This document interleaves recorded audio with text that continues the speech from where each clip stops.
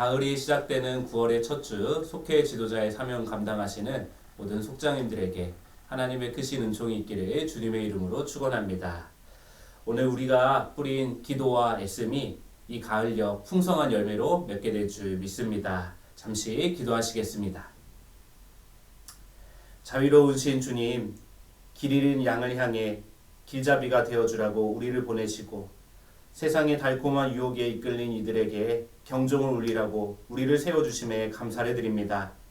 오늘 우리는 우리에게 맡겨진 영혼들을 인도하고 되돌릴 수 있는 힘이 없으나 주께서 능력 주시고 힘 주시면 가능한 줄 믿사오니 이 시간 성령을 우리에게 부어 주시옵소서.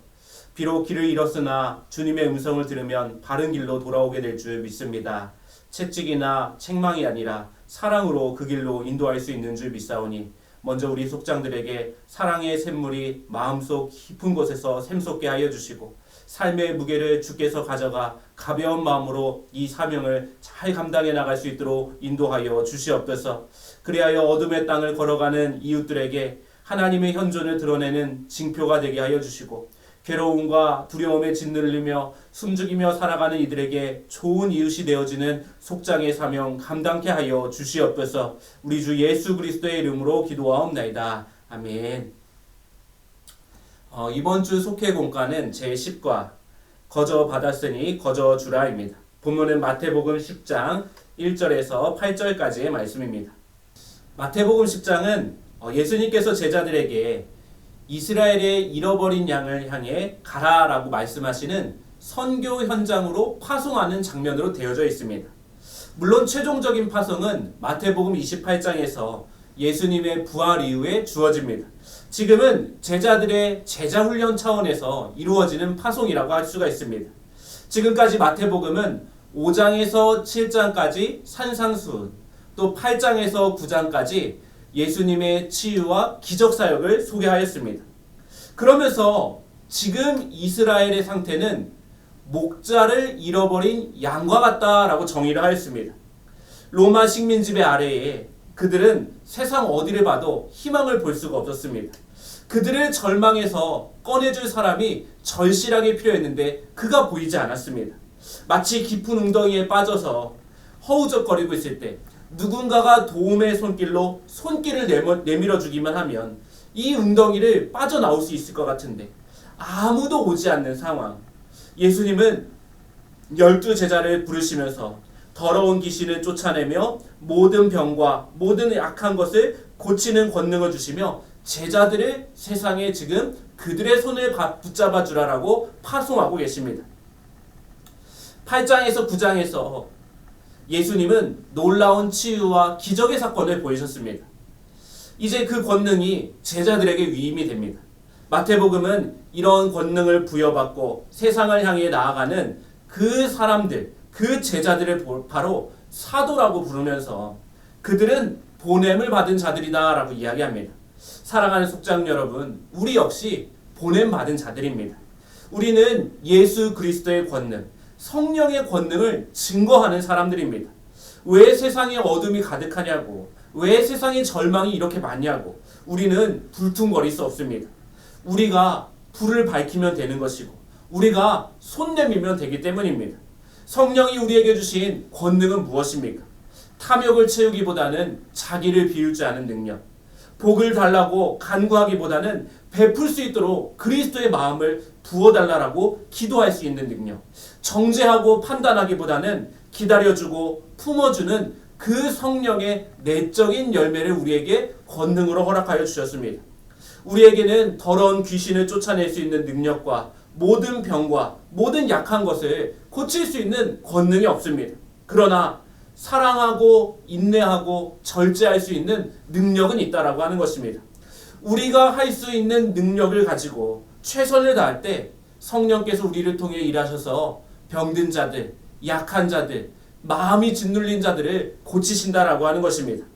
예수님은 우리를 세상의 빛이요 소금이다라고 말씀하셨습니다. 소금은 자기를 녹여야만 맛을 낼 수가 있습니다. 초가 자기를 태워 빛을 내듯이 빛은 자기를 희생해야만 빛이 난다라고 하는 것입니다. 주님은 오늘 우리 속회에 다시 한번 우리를 파송하여 보내주십니다. 자기를 태워라. 자기를 녹여내라. 그 능력을 행할 때 주께서 우리 속회를 통해 일하신다라고 말씀하십니다. 오늘 우리 모든 속장들이 보냄받은 자답게 한 영혼에게 빛을 전해주고 살 맛을 전해줄 수 있는 귀한 사명을 감당하시기를 주님의 이름으로 간절히 축원합니다. 첫째는 거저 받은 은혜를 거저 나누어 주어야 합니다. 8절 말씀입니다.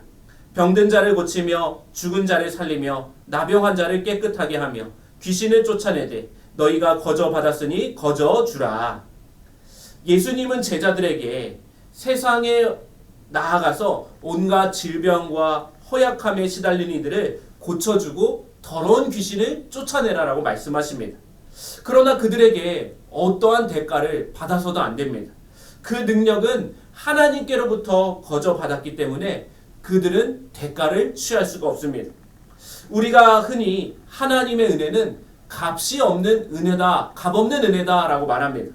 그 은혜가 공짜여서 값이 없는 것이 아닙니다. 그 은혜에 값을 매길 수가 없어서 값이 없다라고 하는 것입니다. 이런 면에서 우리는 모두 다 빚진 자들입니다. 우리가 속장의 사명을 감당하는 과정을 되돌아보면 모든 순간이 누군가에게 빚졌던 인생의 과정이었다라고 고백하게 되어집니다.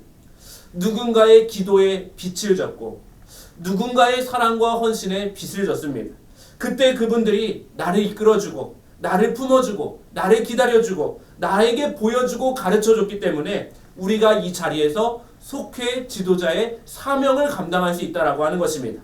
성 프란치스코는 만일 그에게 하나님의 인자하심을 그려보라라고 이야기한다면 자신은 지우개를 들고 있는 하나님의 모습을 그릴 거라고 이야기했습니다.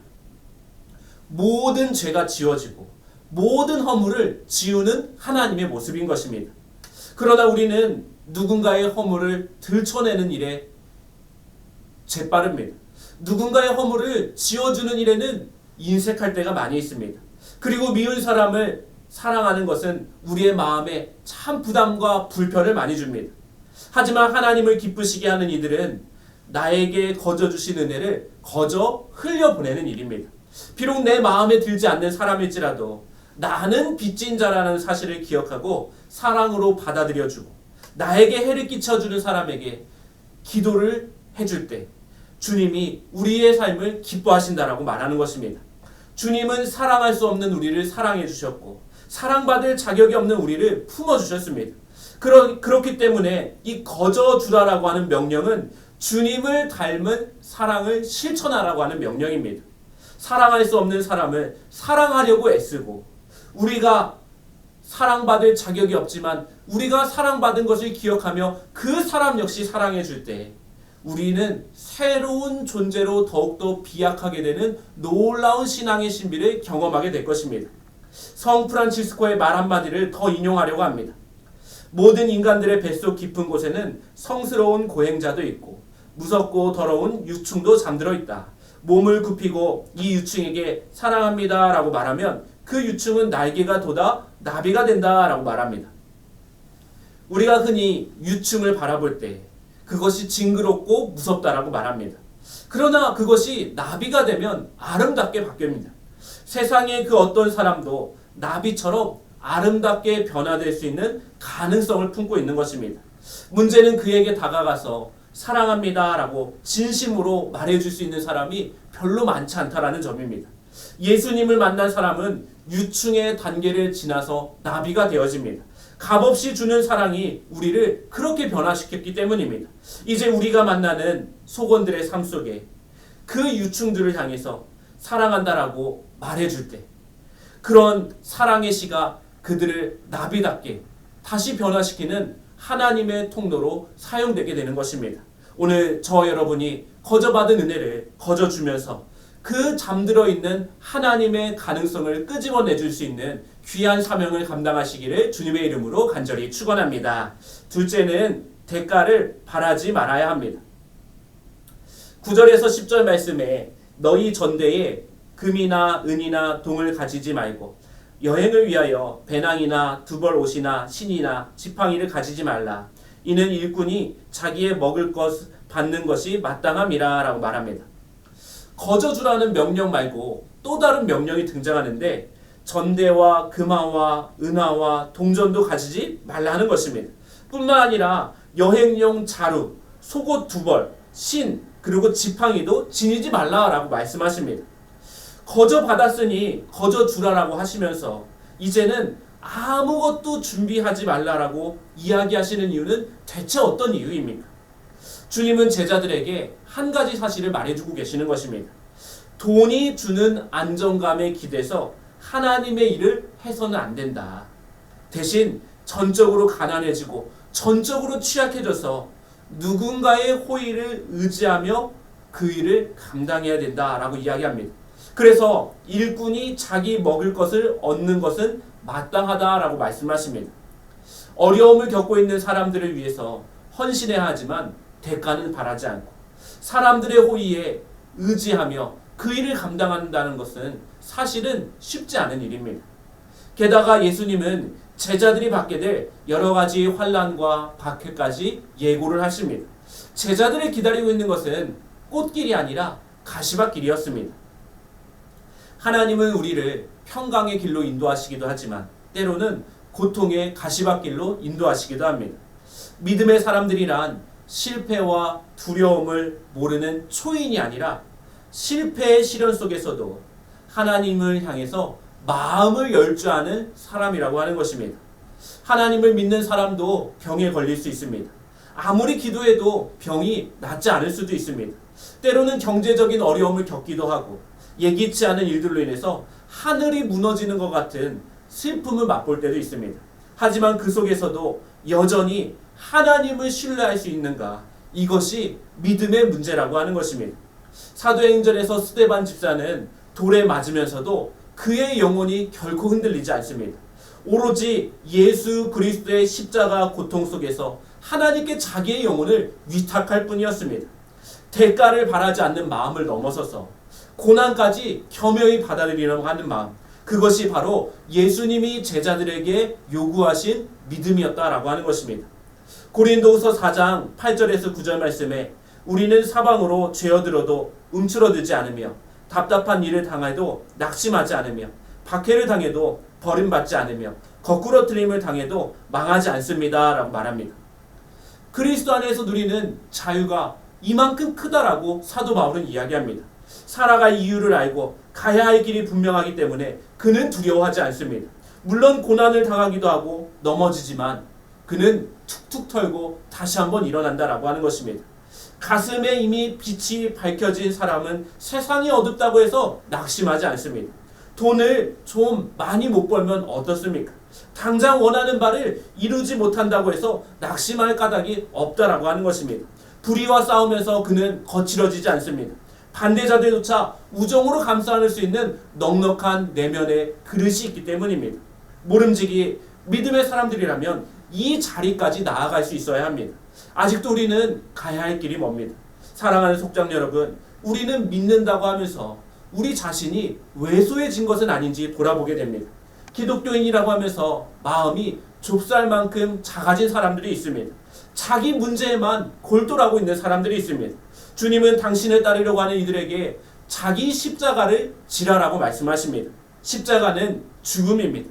가시밭길을 걷는 것처럼 힘겨운 죽음의 문턱을 넘나들 수가 있습니다. 그러나 그 길을 걷기 시작하면 예기치 않은 기쁨과 희락이 우리 가운데 몰려온다라고 하는 것입니다. 주님은 오늘 우리 속장들에게 그 기쁨을 맛보아 알기를 원하십니다.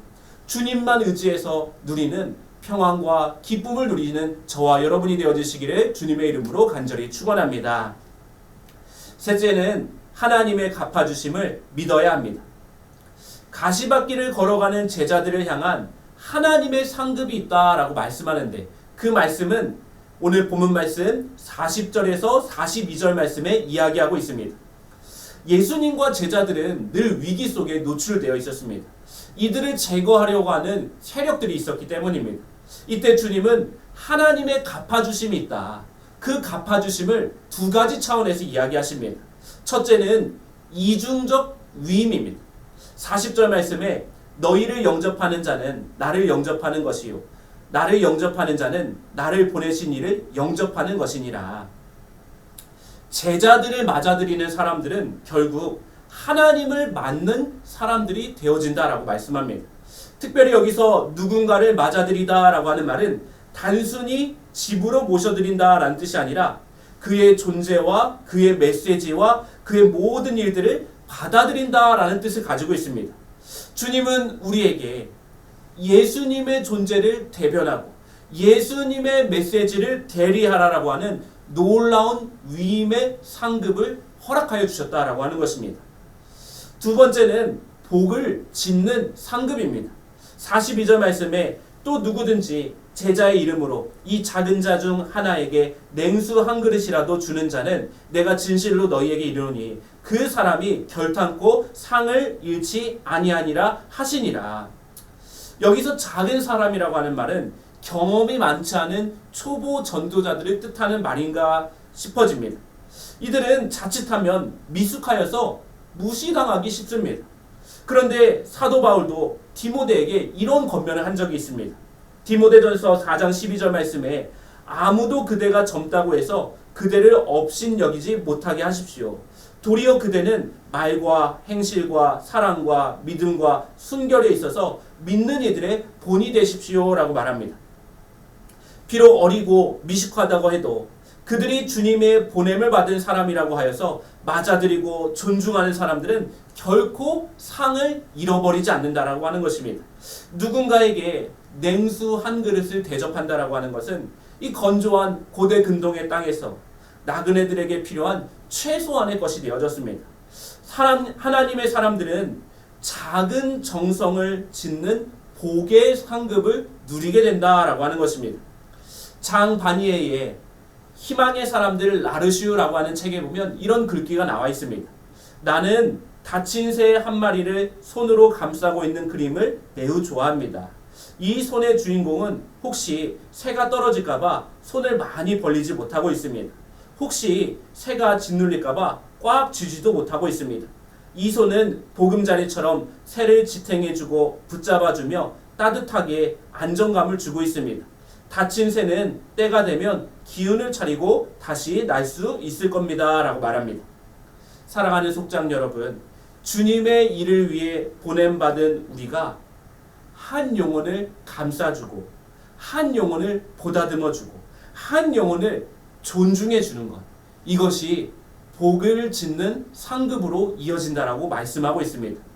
오늘 우리에게 맡겨진 한 사람 한 사람을 소중하게 여길 때 그 귀한 상급이 나에게 주장되는 것뿐만이 아니라 그 상급이 나에게 맡겨진 사람들에게도 동일하게 흘러가게 되는 것입니다.